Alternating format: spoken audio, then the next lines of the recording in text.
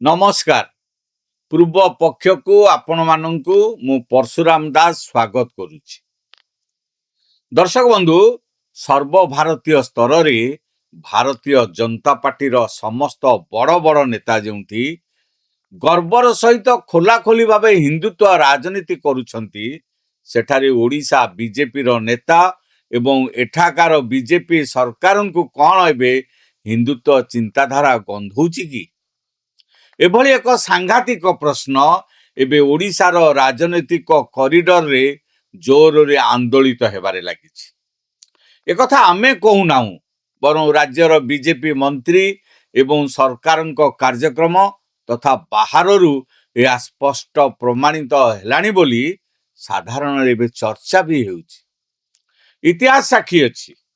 गत 2000 रु 2009 पर्यंत मेंट सरकार समय रे हेउ किंबा 2024 निर्वाचन रे एकाकी लड़िवा समय रे बीजेपी सबुबले हिंदुत्व और श्री जगन्नाथ संस्कृति को सर्वाधिक गुरुत्व दे आसीथिला। हिंदुत्व आधार रे ही दल ओडिशा रे क्षमता को आसीछि, किंतु अतीत रे अर्थात 2008 मसीहा रे जेतेबेले बीजेपी निजर एही मूल आदर्श रे विचित होइतिला सेतेबेले राज्यवासी दल को दीर्घ 15 वर्ष काल क्षमतारू बाहर रखी देइथिले। वर्तमान बीजेपी रे नुआ पीढ़ीर नेता माने अतीतर सेही भयंकर भूलरू किछि शिखिला भली लागु नाही। पुणी थरे ओडिशा रे सेही पुराना भूलर पुनरावृत्ति आरंभ होई जाइछि। आजिर पॉलिटिकल भागवत रे आमे इतिहास सेही सांघातिक संजोग स्वामी लक्ष्मणानंद सरस्वती हत्या घटनार तदंत रिपोर्ट हजिबा, रत्न भंडार रिपोर्ट हजिबा पछर रहस्य एवं आईनी मंत्री बयानर संपूर्ण सत्यासत उपर पर्दा हटाइबा। आपण माने देखुथांतु पूर्व पक्ष। मोर आपण मान को अनुरोध, आम चैनल को लाइक करंतु, सब्सक्राइब करंतु आ बंधु मानक सहित अधिक रु अधिक शेयर करंतु।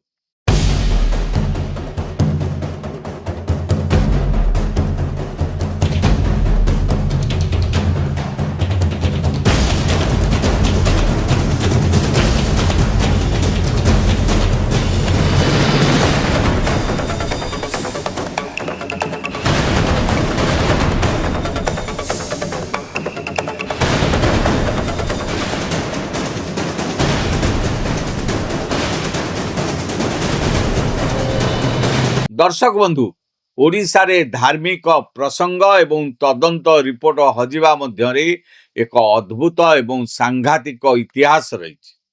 आसंतु सेही पुराना दिन को मने पकेइबा। स्वर्गत बिजू पट्टनायक सरकार समय रे 1993 मसीह रे श्री जगन्नाथ दुर्लभ नागार्जुन बेश समय रे बड़ धरणर दल चकटा घटी। एही दला चकटारे 4 जन भक्तों मृत्यु हेबा सहित 23 रु अधिक लोक गुरुतर आहत होइथिले। एही संवेदनशील घटनार तदंत पाई जस्टिस जे महापात्र कमिशन गठन करा जायतला। कमिशन निजर संपूर्ण रिपोर्ट 1995 मसीह रे तत्कालीन मुख्यमंत्री जानकी वल्लभ पट्टनायक सरकार को प्रदान करथिले, कारण बिजू पट्टनायक 1995 निर्वाचन रे हारी जाइथिले। या परे ओडिशा रे बड़ परिवर्तन हैला।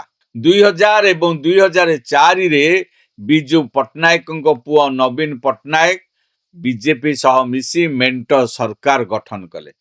किंतु आश्चर्यर कथा देखंतु, एई मेंट सरकार गठन हेबार दीर्घ 6 वर्ष परे 14 नवेम्बर 2006 तारिख रे तत्कालीन आईन मंत्री विश्वभूषण हरिचंदन विधानसभा रे छिड़ा होई सूचना देले जे सेही नागार्जुन बेश दला चकटा तदंत कमिशन को रिपोर्टर मूल फाइल ही हजि जाइछि। सेतेबेले एही घटना सारा राज्य को स्तब्ध करि देइथिला।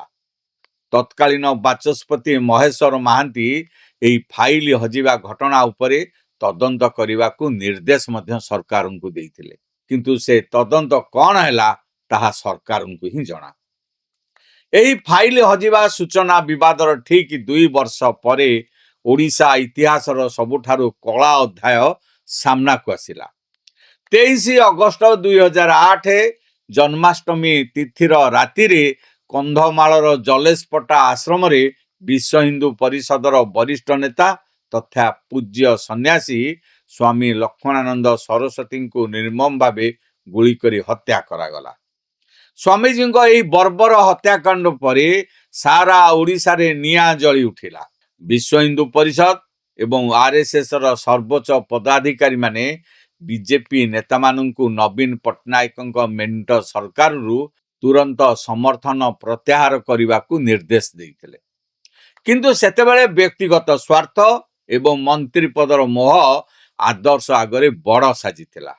ନବୀନଙ୍କ କ୍ୟାବିନେଟରେ ଥିବା ଉପକୂଳ ଓଡ଼ିଶାର 3 ଜଣ ପ୍ରଭାବଶାଳୀ ବିଜେପିର କ୍ୟାବିନେଟ ମନ୍ତ୍ରୀ ନିଜର ଗାଦି ଓ ମନ୍ତ୍ରୀ ପଦ ଛାଡ଼ିବାକୁ ସଫା ସଫା ମନା କରିଦେଇଥିଲେ।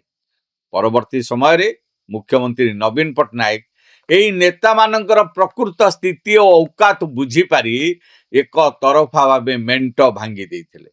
ପରିଣାମ ସ୍ୱରୂପ 2009 ନିର୍ବାଚନରେ ଓଡ଼ିଶାର ସଚେତନ ମତଦାତାମାନେ ହିନ୍ଦୁତ୍ୱ ଓ ଆଦର୍ଶ ସହ ବୁଝାମଣା କରିଥିବା ସେହି ସମସ୍ତ ବିଜେପି ମନ୍ତ୍ରୀଙ୍କୁ ଅତି ଦୟନୀୟ ଭାବେ ନିର୍ବାଚନରେ ହରାଇ ଦେଇଥିଲେ।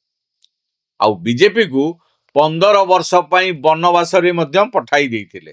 ସେହି ସମୟର ବିଜେପି ନେତାମାନଙ୍କୁ RSS ନେତାମାନେ ମଧ୍ୟ ପାଖରେ ପୁରାଉନଥିଲେ କି ସେମାନଙ୍କ ନିର୍ବାଚନ ପାଇଁ କାମ କରୁନଥିଲେ।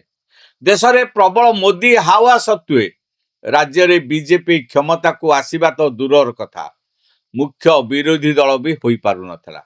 2004ରେ ବିଜେପି 32 ଆସନ ଜିତିଥିବା ବେଳେ 2009ରେ 6ଟି ଓ 2014ରେ 10ଟି ଆସନରେ ସୀମିତ ହୋଇଯାଇଥିଲା। ସାମାନ୍ୟ କ୍ଷମତା ଲାଳସରେ ଯେଉଁ ନେତାମାନେ RSS ଓ ବିଶ୍ୱ ହିନ୍ଦୁ ପରିଷଦର କଥା ଶୁଣି ନଥିଲେ, ସେମାନେ ଇତିମଧ୍ୟରେ ରାଜନୀତିରୁ ଦୂରେଇ ଯାଇଛନ୍ତି। ଦର୍ଶକ ବନ୍ଧୁ, 2024 ନିର୍ବାଚନ ସମୟରେ ଭାରତୀୟ ଜନତା ପାର୍ଟି ଓଡ଼ିଶାବାସୀଙ୍କୁ ବହୁତ ବଡ଼ ପ୍ରତିଶ୍ରୁତି ଦେଇଥିଲା। ଦଳ କହିଥିଲା ଯେ ସେମାନେ କ୍ଷମତାକୁ ଆସିଲେ ନବୀନ ପଟ୍ଟନାୟକଙ୍କ ସରକାରଙ୍କର ପ୍ରତିଟି ଦୁର୍ନୀତି ଏବଂ ସବୁଠାରୁ ଗୁରୁତ୍ୱପୂର୍ଣ୍ଣ ଶ୍ରୀମନ୍ଦିର ରତ୍ନଭଣ୍ଡାରର ଚାବି ହଜିବା ମାମଲାର ପ୍ରକୃତ ତଦନ୍ତ ରିପୋର୍ଟକୁ ଜନସାଧାରଣଙ୍କ ସାମ୍ନାକୁ ଆଣିବେ। କିନ୍ତୁ ଆଜି ସରକାର ଗଠନ ହେବାର 2 ବର୍ଷ ବିତିଯିବା ପରେ ମଧ୍ୟ ସ୍ଥିତି କ'ଣ? ସାଧାରଣ ଲୋକଙ୍କ ଅଭିଯୋଗ ହେଉଛି ଯେ ବିଜେପି ନେତାମାନେ କ୍ଷମତା ପାଇବା ପରେ ନିଜର ସେହି ପ୍ରତିଶ୍ରୁତିକୁ ସମ୍ପୂର୍ଣ୍ଣ ଭାବେ ଭୁଲି ଯାଇ ମଉଜ ମଜଲିସରେ ମାତିଛନ୍ତି। କ୍ଷମତା ମୋହରେ ପଡ଼ିଛନ୍ତି, ନିଜର ସମ୍ପତ୍ତି ବଢ଼ାଇବାରେ ଲାଗିଛନ୍ତି। ବିଜେପି ସରକାର ଗତ 2 ବର୍ଷ ଭିତରେ କୌଣସି ବି ଗୁରୁତ୍ୱପୂର୍ଣ୍ଣ ମାମଲାର ରିପୋର୍ଟ ଲୋକଲୋଚନକୁ ଆଣିବା ଉଚିତ ମନେ କରିନାହିଁ। ବରଂ ବର୍ତ୍ତମାନର ଆଇନ ମନ୍ତ୍ରୀ ପୃଥ୍ୱୀରାଜ ହରିଚନ୍ଦନ ଏକ ଏଭଳି ସୂଚନା ଦେଇଛନ୍ତି ଯାହା ସମସ୍ତଙ୍କୁ ଆଶ୍ଚର୍ଯ୍ୟ କରିଦେଇଛି।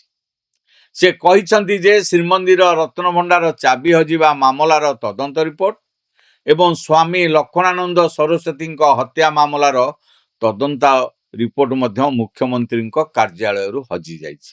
ଆପଣମାନେ ସଂଯୋଗ ଦେଖନ୍ତୁ, 2006 ମସିହାରେ ଯେତେବେଳେ ତାଙ୍କ ବାପା ବିଶ୍ୱଭୂଷଣ ହରିଚନ୍ଦନ ରାଜ୍ୟର ଆଇନ ମନ୍ତ୍ରୀ ଥିଲେ, ସେତେବେଳେ ସେ ମଧ୍ୟ ନାଗାର୍ଜୁନ ବେଶ ଦଳା ଚକଟା ରିପୋର୍ଟ ହଜିଯାଇଥିବା କଥା କହିଥିଲେ। ଆଉ ଆଜି ତାଙ୍କ ପୁଅ ପୃଥ୍ୱୀରାଜ ହରିଚନ୍ଦନ ଆଇନ ମନ୍ତ୍ରୀ ଥାଇ ସେହି ସମାନ ଢଙ୍ଗରେ ରିପୋର୍ଟ ହଜିଯାଇଥିବା କଥା କହୁଛନ୍ତି। ଏହା କେବଳ ଏକ ସଂଯୋଗ ନା ଏହା ପଛରେ କୌଣସି ବଡ଼ ପ୍ରଶାସନିକ ରହସ୍ୟ ଲୁଚି ରହିଛି, ତାହା ସମୟ ହିଁ କହିବ। ଏଠାରେ ସବୁଠାରୁ ବଡ଼ ପ୍ରଶ୍ନବାଚୀ ସୃଷ୍ଟି ହେଉଛି ଆଇନ ମନ୍ତ୍ରୀଙ୍କ ଏହି ବୟାନର ଟାଇମିଂକୁ ନେଇ। ଆଇନ ମନ୍ତ୍ରୀ ଯେଉଁ ସୂଚନା ଦେଇଛନ୍ତି ତାହା ପ୍ରଶାସନିକ ଦୃଷ୍ଟିରୁ ଠିକ୍ ହୋଇଥାଇପାରେ, କିନ୍ତୁ ସରକାର କ୍ଷମତାକୁ ଆସିବା ପରେ ଦୀର୍ଘ 2 ବର୍ଷ ପର୍ଯ୍ୟନ୍ତ ସେ କାହିଁକି ଏହି ଗମ୍ଭୀର ମାମଲାକୁ ଲୁଚାଇ ରଖିଥିଲେ? କାହିଁକି ଏହାକୁ ପୂର୍ବରୁ ଲୋକଲୋଚନକୁ ଅଣାଗଲା ନାହିଁ? ବର୍ତ୍ତମାନ ଯେତେବେଳେ ଓଡ଼ିଶାର ବିଜେପି ସରକାର ନିଜର 2 ବର୍ଷ ପୂରଣର ଭବ୍ୟ ଉତ୍ସବ ପାଳନ କରିବାକୁ ଯାଉଛନ୍ତି, ଯେଉଁଥିରେ ଯୋଗ ଦେବା ପାଇଁ ଦେଶର ମହାମହିମ ରାଷ୍ଟ୍ରପତି ଦ୍ରୌପଦୀ ମୁର୍ମୁ ଏବଂ ଯଶସ୍ୱୀ ପ୍ରଧାନମନ୍ତ୍ରୀ ନରେନ୍ଦ୍ର ମୋଦି ଓଡ଼ିଶା ଆସୁଛନ୍ତି, ଠିକ୍ ସେହି ସମୟରେ ଏଭଳି ଏକ ଅତି ସମ୍ବେଦନଶୀଳ ଓ ବିବାଦୀୟ ପ୍ରସଙ୍ଗ ଉଠାଇବା ପଛର ଅସଲ ଉଦ୍ଦେଶ୍ୟ କ'ଣ? ରାଜନୈତିକ ସମୀକ୍ଷକମାନେ ଆଲୋଚନା କରୁଛନ୍ତି ଯେ ଏଭଳି ବିବାଦୀୟ କଥା କହି ଆଇନ ମନ୍ତ୍ରୀ ପ୍ରକୃତରେ କାହାକୁ ବଞ୍ଚାଇବାକୁ ଚେଷ୍ଟା କରୁଛନ୍ତି, କାହାକୁ ବଦନାମ କରିବାକୁ ଅପଚେଷ୍ଟା କରୁଛନ୍ତି? କ'ଣ ନିଜ ସରକାରର 2 ବର୍ଷର ବିଫଳତାକୁ ଲୁଚାଇବା ପାଇଁ ଏହି ଫାଇଲ ହଜିବାର ପୁରୁଣା କାର୍ଡ ଖେଳାଯାଉଛି କି? ଦର୍ଶକ ବନ୍ଧୁ, ଓଡ଼ିଶାରେ ହିନ୍ଦୁତ୍ୱ ଓ ଶ୍ରୀଜଗନ୍ନାଥ ସଂସ୍କୃତି କେବଳ ଏକ ନିର୍ବାଚନୀ ପ୍ରସଙ୍ଗ ନୁହେଁ। ଏହା ହେଉଛି 4.5 କୋଟି ଓଡ଼ିଆଙ୍କ ଆତ୍ମାର ସ୍ୱର। ଯଦି ବିଜେପି ସରକାର ନିଜର ପ୍ରତିଶ୍ରୁତି ରକ୍ଷା ନ କରି ପୂର୍ବତନ ସରକାର ଭଳି ଫାଇଲ ଗାଏବ ଏବଂ ରିପୋର୍ଟ ହଜିବା କଥା କହି ସମୟ ଗଡ଼େଇ ଚାଲିବ, ତେବେ ଇତିହାସ ନିଜକୁ ଦୋହରାଇବାକୁ ବେଶୀ ସମୟ ଲାଗିବ ନାହିଁ। ଅତୀତର ଭୁଲରୁ ଶିକ୍ଷା ନ କରି ପୁଣି ସେହି ବାଟରେ ଗଲେ ଓଡ଼ିଶାର ଜନସାଧାରଣ ଏହାର ସଠିକ ଜବାବ ଦେବେ। ଏହି ସମ୍ପୂର୍ଣ୍ଣ ପ୍ରସଙ୍ଗ ଉପରେ ଆପଣମାନଙ୍କର କ'ଣ ମତାମତ ରହିଛି? ବିଜେପି କ୍ଷମତାକୁ ଆସିବାର 2 ବର୍ଷ ପରେ ଆଇନ ମନ୍ତ୍ରୀଙ୍କ ଏଭଳି ବୟାନ ଦେବା କେତେ ଦୂର ଯୁକ୍ତିଯୁକ୍ତ? ଆମକୁ ତଳେ କମେଣ୍ଟ ବକ୍ସରେ ନିଶ୍ଚୟ ଜଣାନ୍ତୁ। ଯଦି ଆପଣଙ୍କୁ ଆମର ଏହି ଭିଡ଼ିଓଟି ଭଲ ଲାଗିଲା ତେବେ ଏହାକୁ ଲାଇକ୍ କରନ୍ତୁ ଓ ବନ୍ଧୁମାନଙ୍କ ସହିତ ଅଧିକରୁ ଅଧିକ ସେୟାର କରନ୍ତୁ। ଓଡ଼ିଶାର ରାଜନୀତି ଓ ସମସାମୟିକ ଘଟଣାବଳୀର ପ୍ରତିଟି ରିପୋର୍ଟ ଜାଣିବା ପାଇଁ ଆମ ଚ୍ୟାନେଲ ପୂର୍ବ ପକ୍ଷକୁ ଏବେ ହିଁ ସବସ୍କ୍ରାଇବ୍ କରିବାକୁ ଭୁଲନ୍ତୁ ନାହିଁ। ଏଇଠି ଶେଷ କରୁଛି ଆଜିର ପଲିଟିକାଲ ଭାଗବତ। ପୁଣି ଦେଖାହବ ଏକ ନୂଆ ଅଧ୍ୟାୟରେ। ରହୁଛି, ନମସ୍କାର।